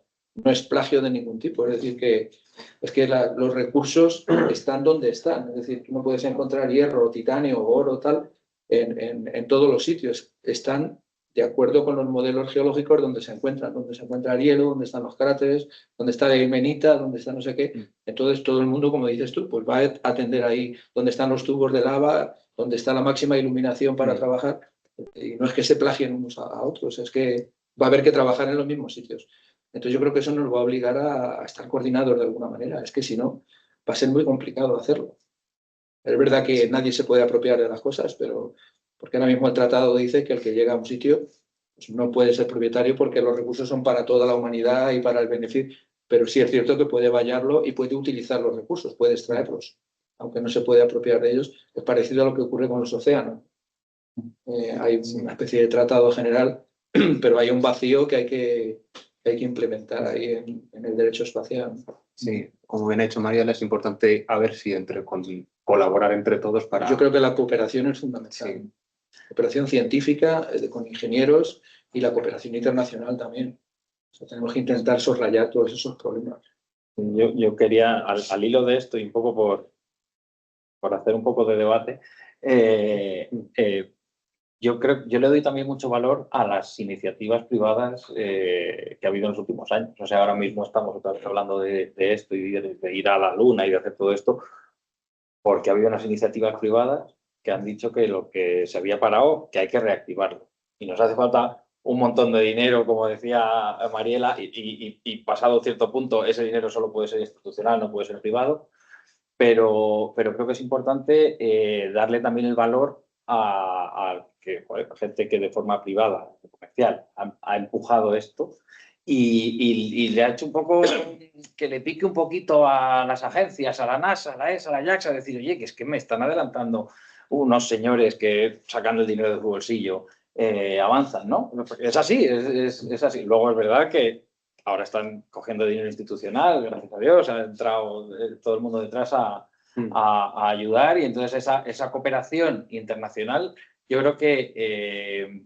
también bebe un poco de esa pequeña competición a nivel privado. En este caso no es como cuando pues, la competición entre Estados Unidos y Rusia que antes comentaba Alexei, sino un poco más a nivel individuos, pero que ha sido también un poco lo que ha prendido la mecha para que esto empuje. Y ahora mismo, yo creo que estarás de acuerdo conmigo, la situación en el espacio y todo lo que se mueve en el espacio a día de hoy con respecto a lo que se movía hace 20 años, no tiene nada que ver. Sí, pero tampoco es tan bonito. No. Lo que hablando de ciencia y de jóvenes, yo estoy de acuerdo. Yo creo que, o sea, los políticos no tienen solución. Yo desafortunadamente me muevo en el mundo de los políticos y ahora mismo hay una necesidad de todo lo que estamos viviendo y la hay, pero están entrando, digamos, dinámicas de vida a la geopolítica que no son las normales, las naturales. Y también son necesidades porque cada uno de nosotros, aunque no lo sepamos muchos, cada día nos conectamos a unos 150 satélites, eso no lo sabemos, pero es así. Por lo cual el espacio es un sitio crítico que necesita estar protegido. Hay muchas cosas en el espacio que están pasando, no es el tema de hoy, pero hay muchas cosas que pasan diariamente, por lo cual hay una necesidad real de algunas cosas. Dicho esto, creo que como está claro que la situación geopolítica es la que es, los políticos son lo que son, yo creo que una cosa muy importante son las voces de los científicos y de los jóvenes. Yo ahí realmente otra vez... porque cuando se habla a nivel político parece que todo es posible, pero los científicos sabéis que sí. Ahora mismo, en los próximos 20 años, están planteadas unas 200 misiones a la Luna, así tan, para que tengáis un número, ¿no? Imaginar si hay 200 cohetes que van todos a la Luna, que no se pueden ir, no sé si lo van a poner uno encima del otro, una matriosca o lo que sea, todos en el mismo sitio, pero puedo asegurar que ciencia no la vais a hacer en ese sentido, ¿no? Si en el 69 vamos a estar pululando regolito en el aire, imaginar si se cuesta en el mismo sitio lo que puede hacer. No, ciencia no se hace. Por lo cual, digamos que la cosa es muy complicada, así que los jóvenes, por favor, protestáis y los científicos ponerlos de acuerdo, porque es verdad que cuando las razones son científicas, técnicas, es mucho más fácil. Pero digamos que en general es más fácil.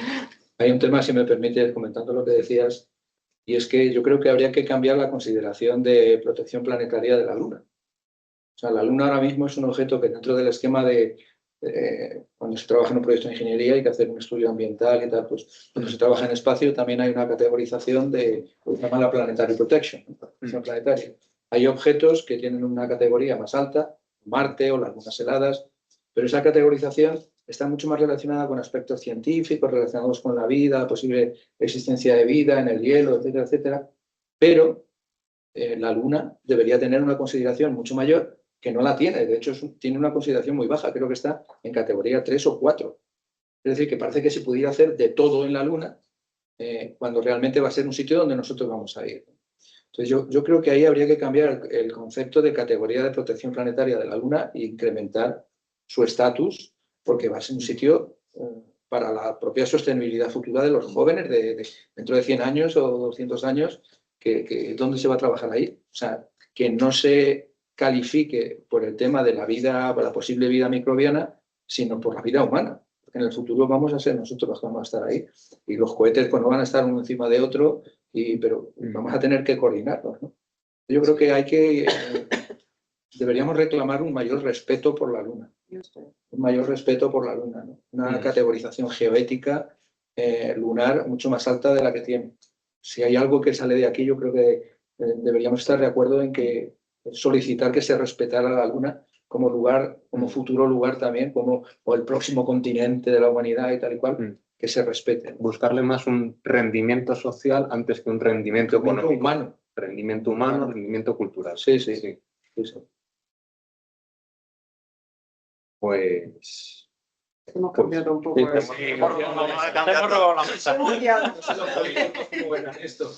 Pues ya, como hay esa cuadrada Y funciona. el momento es ahora, El momento es ahora. O sea, El no es momento es mañana, ahora. era ayer realmente, pero es ahora. No, sí, además estas cosas se ven que día a día cambian constantemente. Por ejemplo, hace poco estuve viendo el número de cohetes que se lanzaban y me sorprendió que hace 5 años, justo antes de la pandemia, me parece que se lanzaban 20 cohetes al año.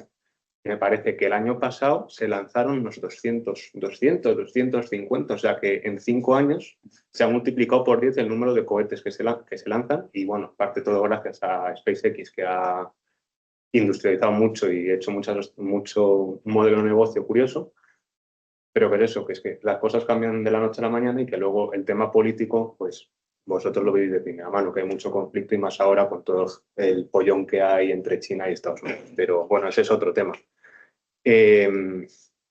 Claro, y de cara a un poquillo todo este conflicto, ya cuando alguien esté allí va a decir, vale, todas las máquinas funcionan con energía. Entonces, no sé si me ha parecido entender de que esos lugares estaban encendidos o había luz. Entonces, allí se plantea, con el planteamiento este que está haciendo Estados Unidos de poner un reactor nuclear, a mí me sorprende que no quieran poner paneles fotovoltaicos cuando me parece que esas zonas tienen luz las 24 horas del día. O sea, desde mi ignorancia, en parte que me parece curioso. Entonces, no sé. Yo creo que eso van...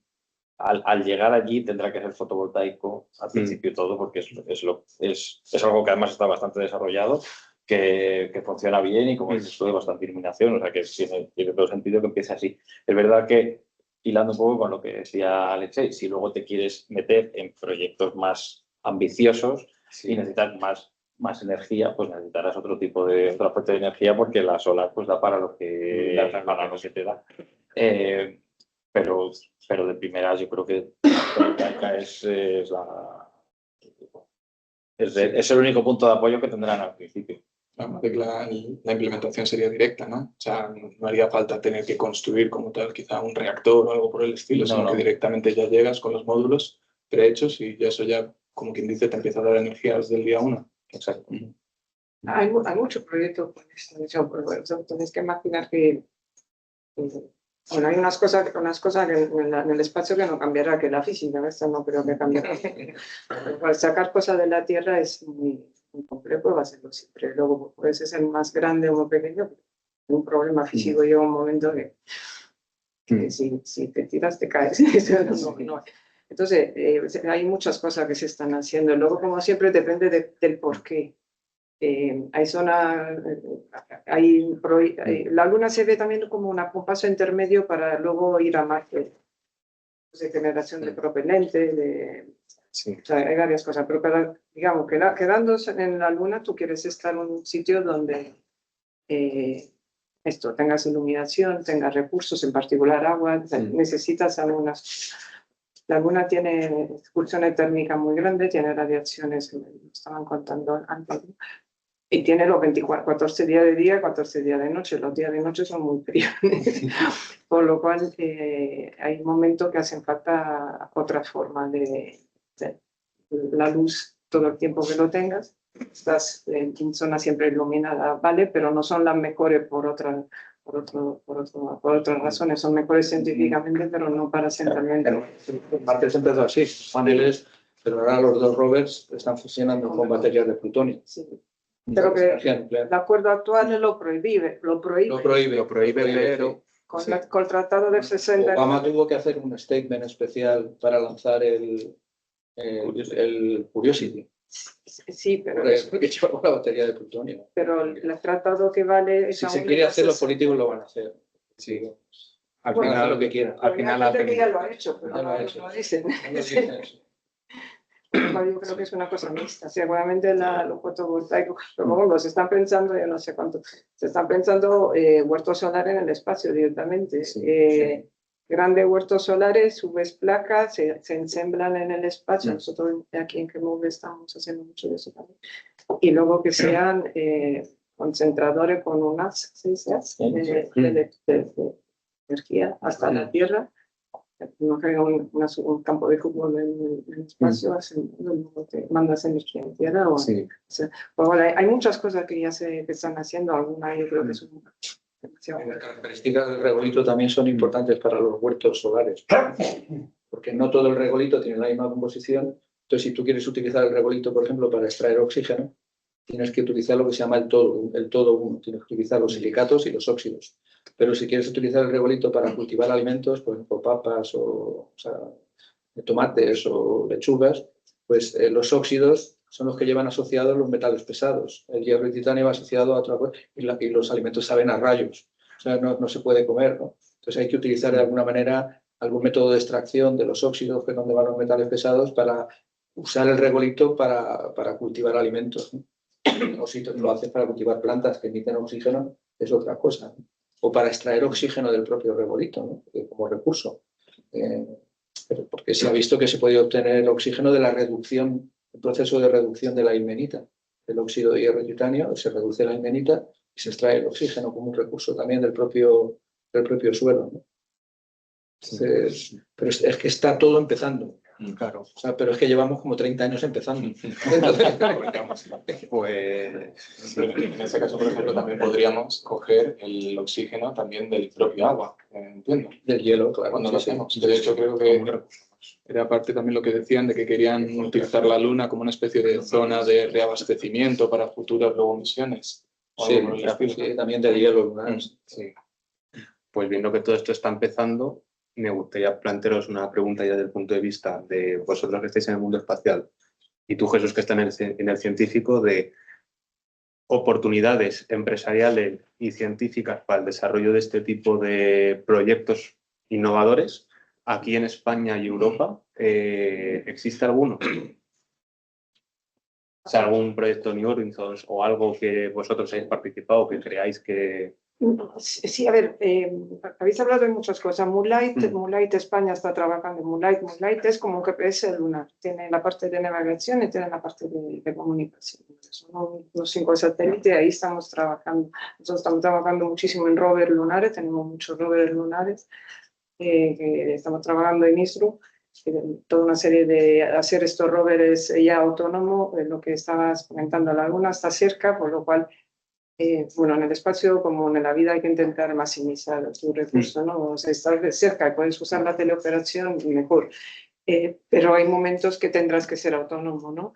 Y nosotros tenemos sistemas que pueden cubrir ya desde hay como distintos niveles de autonomía. La teleoperación, lo que es decisión basada en evento, en tiempo y luego en objetivo. Dile, búscala al agua y el rover tiene que buscar agua, ¿vale? Entonces estamos trabajando en estos sistemas. En España se están haciendo muchísimas cosas. Ellos están haciendo un mecanismo de despliegues que están trabajando impresionante, de forma impresionante. Centro de control de rover, que los pilotos para aterrizar en Marte. España está muy, muy avanzada, muchísimo científico, hay una comunidad científica muy buena en España que estamos trabajando juntos, por lo cual España está muy avanzada. Desafortunadamente la última ministerial no ha puesto dinero en la Luna, por lo cual todo lo que estamos avanzando no vamos a quedar ahí, pero bueno, ha puesto dinero en otras cosas que va bien. Pero en la Luna, digamos que no, estoy ahí, hay uno de la agencia de aquí que le estoy tirando. No os digo quién es. Y entonces se están haciendo muchísimas. Nosotros estamos trabajando en mucho asemblaje en órbita, siempre sistema robótico para grandes superficies.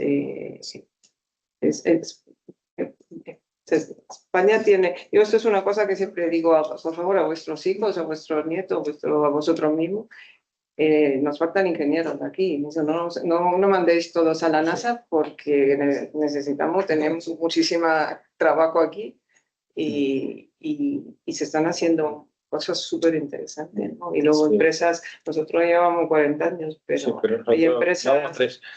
Sí, pero vais como un cohete, mejor dicho. Sí, pues mira, llevándome a lo de los cohetes, efectivamente, pues en España hay mucho talento en esa parte. Llevamos trabajando un montón de años. Os sonará CASA, Construcciones Aeronáuticas, que lleva en todos los programas de Ariane y demás. Y ahora, tanto desde España como desde la Agencia Espacial Europea, como que se ha retomado ese testigo de que hace falta hacer cohetes potentes y reutilizables, cosa que hasta ahora no estaba pasando. En Estados Unidos ya se hace desde hace bastante, lo damos como muy por hecho, pero solamente hasta hoy hay una empresa que lo hace desde hace 10 años, no lo hace tanto.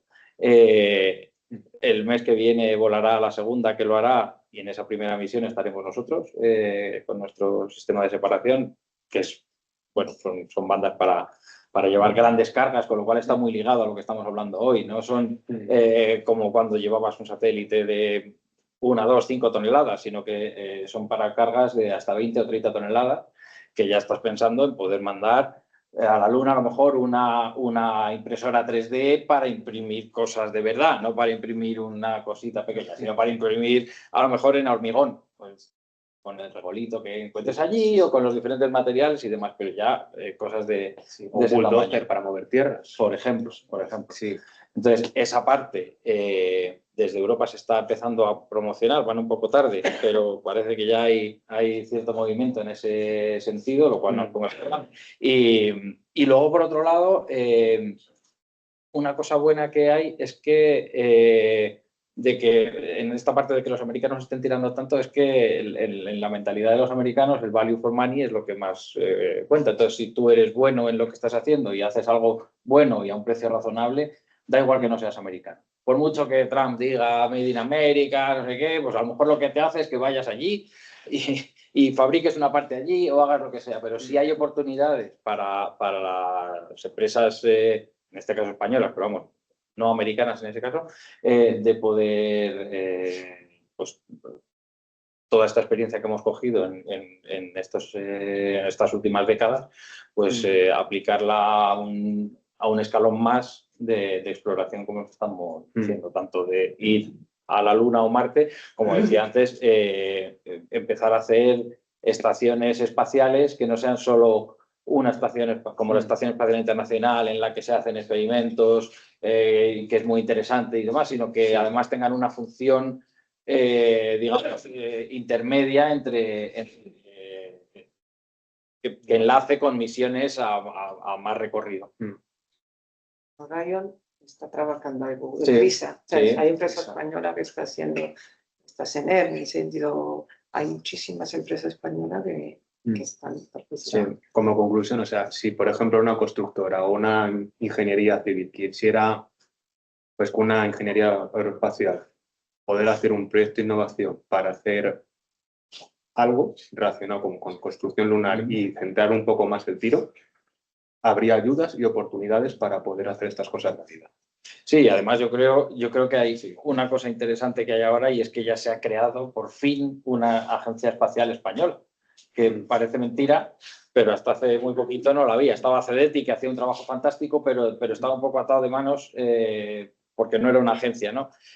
Ahora ya tenemos eso y yo creo que eso abre un poco la puerta a que se hagan proyectos más pensando en las capacidades que hay en España y en poder, yo creo que combinar diferentes industrias, en este caso, pues caminos con aeroespacial, pues, ¿por qué no? Claro. Sí. Yo lo que aconsejo con esto, si alguien está interesado, de no, que es un error humano, de no empezar de cero. O sea, hay un montón de cosas hechas, muchas no se saben, muchas no irán a ningún lado, muchas sí, pero esto también es parte de la innovación. Por lo cual, hay licitaciones de la Agencia Espacial Española, Europea. No hay mucho en construcción como tal. Sí que hay mucho en ISRO. Aprovechamiento sí que se están haciendo proyectos como extraer oxígeno, como estar, protegerte del dust. O sea, digamos, hay problemillas técnicos que, o sea, como sistema no se está haciendo mucho. Sí que se están mirando, por ejemplo, lo estaba comentando antes, el uso de tubos de lava con infraestructura inflable recubierta de regolitos, en ese sentido global. Hay muchas cosas que se están haciendo, intentar, pero digamos, no te lo digo, que alguien está interesado en este trabajo, que mola mucho, ¿verdad? Aunque genera a veces frustraciones, pero lo que Es un trabajo. como la vida, ¿no? Es un trabajo. De acercaros a gente que lleva, porque es que hay mucho hecho. Cuando estabais presentando antes, muchas de las cosas que estabas hablando, hay mucho que ya está, por tan científico que puede parecer, ya se están haciendo muchísimas cosas. Como había estado. Hay una cosa, Pablo, que me ha llamado mucho la atención y es lo que dices de cómo estamos dando grandes pasos, sobre todo en los aspectos técnicos. Yo me acuerdo cuando en su momento hice el TFM, veía que por mucho que tú quisieras plantear ciertas soluciones, sobre todo de cara a poder transportar maquinaria, realmente estabas muy limitado con la capacidad tecnológica. Y es que por mucho que dijeras, oye, cheque en blanco, da igual lo que cueste, es que realmente no existía tecnología para poder llevar a lo mejor un bulldozer de no sé cuántas toneladas para allá. A lo mejor, porque, claro, no haces nada con un bulldozer del tamaño de esta caja. Claro. Entonces necesitas algo un poco más generoso, incluso aunque lo puedas compactar, porque otro, por ejemplo, problema era no solamente la masa, sino también el volumen. Entonces dices, bueno, pues yo qué sé. Me llama mucho la atención, por ejemplo, que no sé si era la NASA o qué agencia, contactó con un experto de origami para poder luego diseñar todas creo que eran los paneles solares para ver cómo se puede telecomunicaciones. Sí, exacto. Entonces, a ver, bueno, puede ser imaginativo intentar crear a lo mejor máquinas poniéndolas muy en ciencia ficción que a lo mejor estén más comprimidas, más densas. Pero claro, lo de la masa al final es sí o no. Y eso cuando hablas ahora de todos esos desarrollos que te están haciendo, realmente ya te abre la capacidad, te abre las puertas a poder plantear soluciones más serias. Pues es muy curioso lo que dices porque la masa siempre ha sido un problema y últimamente parece un poco menos. Y ha pasado a ser el volumen, porque los motores son más potentes y demás, entonces parece que hay menos problema de masa, que siempre está ahí, ¿no? Pero es un poco menos. Hay que hacerse la idea de que los cohetes hasta ahora tenían 4,5 metros de disponibilidad, 5 metros en el fairing, que es donde lleva la carga de pago, ¿no? Lo que lleves en la cofia, que es de aquí a esa pared, un poquito más. Y ahí lo que te cupiese. Entonces, hay una cosa, vuelvo a las estaciones espaciales. Hasta hace... O sea, hay 6 o 7 proyectos de estaciones espaciales, alguno más, pero bueno, creíbles estos. Hasta hace cosas de 5 o 6 años, todos se lanzaban desmontados y se lanzaban en piezas para luego llegar y con tu manual de IKEA montarlo donde fuera, ¿no? Desde que Elon Musk empezó a hacer las pruebas con Starship y ya empezó a ser más o menos creíble que esto iba a llegar a un punto, claro, el fairing me parece que son 12 metros, ¿no? de diámetro lo que están planteando, o sea, una barbaridad. ¿Quiere con un agujero?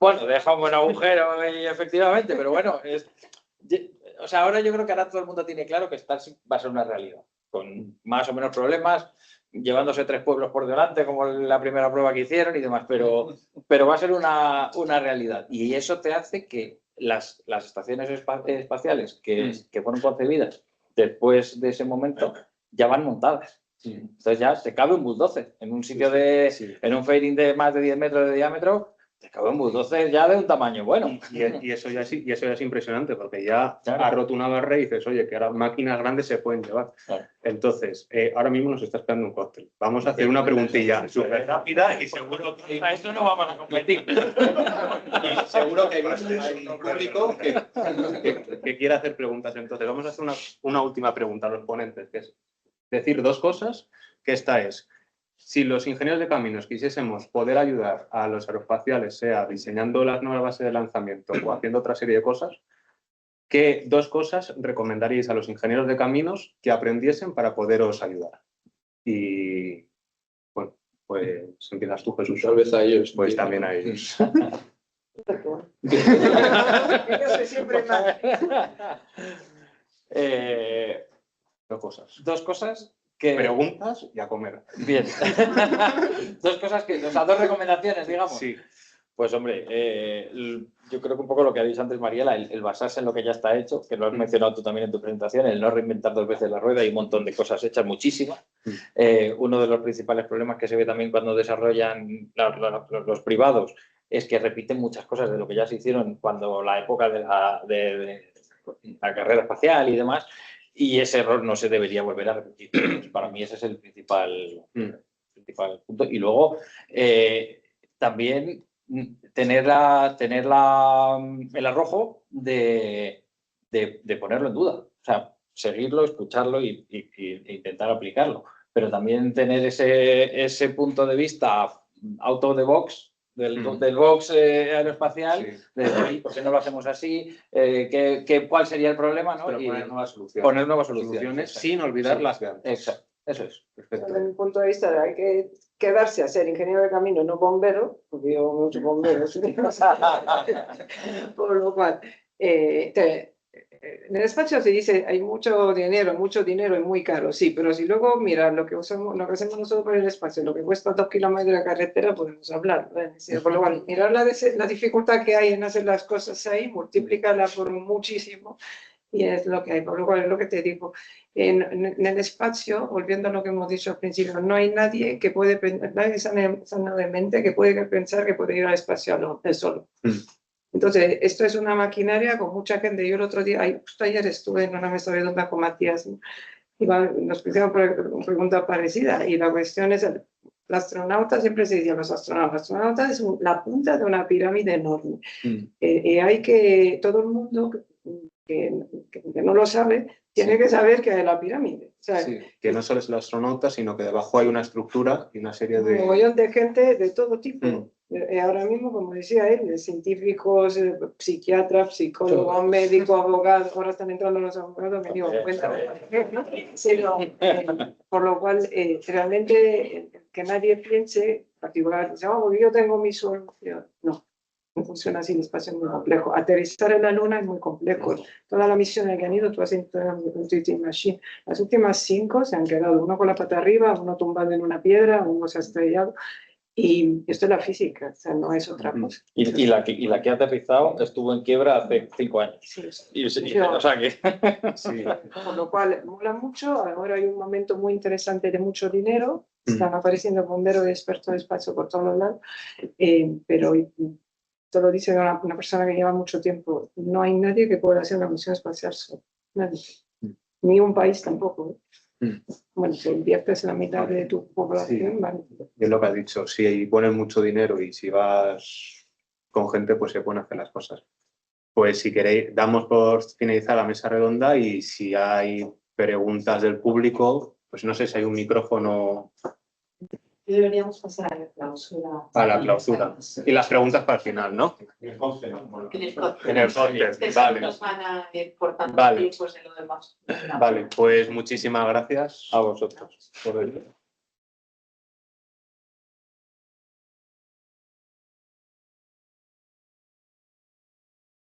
Amigos, un placer estar aquí con vosotros en esta sesión tan innovadora del grupo de ingeniería, del grupo de ingeniería del futuro de Caminos Madrid, del proyecto de Caminos Madrid y la democracia de Madrid. La verdad es que es un tema singular y que el grupo de trabajo nos lleva a las varias alegrías de traer temáticas diferentes del día a día de los ingenieros de caminos. Y hoy nos ha permitido pues hablar de aspectos que tengan que ver con nuestra cotidianidad, pero eso es importante porque este colectivo pues siempre ha mirado hacia el futuro desde sus orígenes, sobre Carrefour, empezaba a hablar de grandes estructuras y desde luego el reto de la construcción lunar pues es desde luego algo en lo que la humanidad lleva mucho tiempo soñando, no solo desde el año 96, ni siquiera desde el 69. Es cierto que yo esperaba escuchar hablar de módulos de deformación, de aceleración de la gravedad diferente, de cómo es la fricción en la Luna, y sin embargo hemos hablado de ética y de política, que creo que son inherentes a cualquier actividad humana. Pues ha estado muy interesante, darle las gracias a los ponentes por darnos vuestra visión y a todos vosotros porque habéis demostrado que en en nuestro colectivo, en los ingenieros de caminos, en la demarcación de Madrid, pues hay interés por hablar de otros temas y por innovar. Por tanto, para mí es la verdad que un placer clausurar esta sesión, tomarme ahora una cerveza con vosotros en el cóctel y que podamos seguir hablando de todos estos temas que habéis planteado.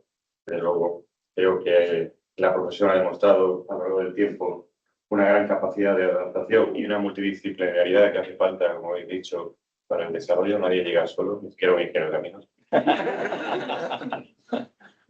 Y creo que tenemos muchos retos interesantes para seguir hablando en los próximos años y seguir mejorando. Gracias a todos.